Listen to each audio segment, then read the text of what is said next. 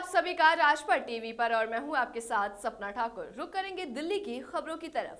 देशभक्ति योजना के तहत दिल्ली सरकार की तरफ से सड़कों पर 500 से ज्यादा राष्ट्रीय ध्वज लगाने की बात की गई थी। इसी को पालन करते हुए हर चौराहे पर राष्ट्रीय ध्वज लगाए जा रहे हैं। इसी कड़ी में भलसवा डेयरी के मुख्य ने तिरंगा चौक पर भी 115 फुट के राष्ट्रीय ध्वज को लगवाने का शिलान्यास किया, जहां आम आदमी पार्टी के तमाम कार्यकर्ता और समाज सेवी पहुंचे और नारियल फोड़कर इसका शिलान्यास किया गया।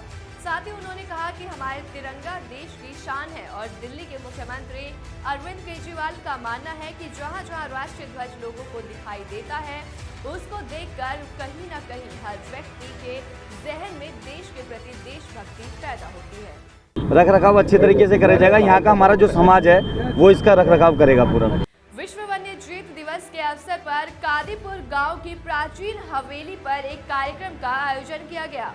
इस कार्यक्रम में गांव के बुजुर्गों और समाज सेवी हरपाल राणा ने मिलकर वन्य जीवों के संरक्षण को लेकर मंथन किया। वहीं हरपाल राणा ने कहा कि शहरीकरण भी बदलते परिवेश में जरूरी है, लेकिन हमें वन्य जीवों की तरफ भी जरूर ध्यान देना होगा।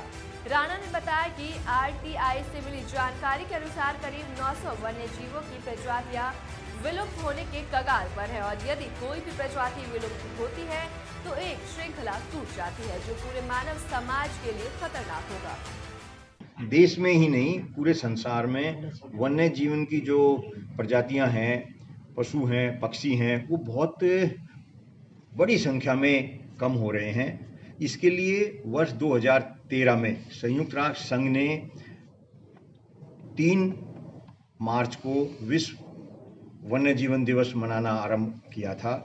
इसके तहत आज यहाँ पर एक जागरूकता कार्यक्रम विचार गोष्ठी रखी गई है। इसका उद्देश्य ये है कि हमें क्या करने की आज ज़रूरत है, हमारे सामने जो समस्याएं हैं, चुनौतियां हैं, वो क्या है। भारत और चीन में पर्यावरण की दृष्टि से और जीव जंतुओं की दृष्टि से खतरनाक श्रेणी में 7वें स्थान पर है चीन भी और हमारा देश भारत भी।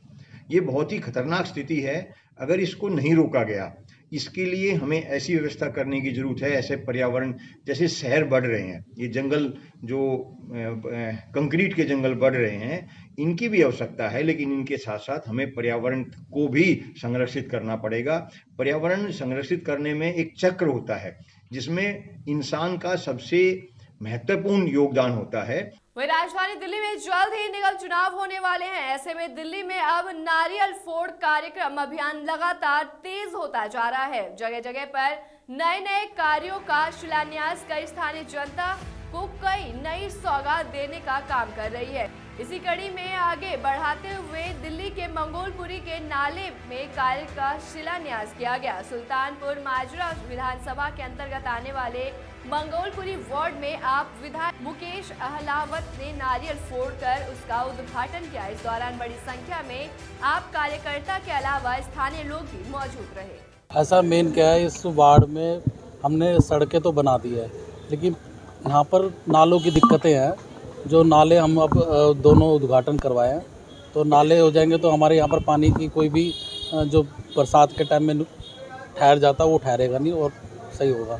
तो हमने मोस्टली जितने भी हैं आसपास के सबके नालों का और कोशिश की कि सारे नाले सही हो जाए। इसी तरीके की तमाम बड़ी खबरों से अवगत होने के लिए देखते रहिए राजपथ टीवी, सबसे पहले भारत।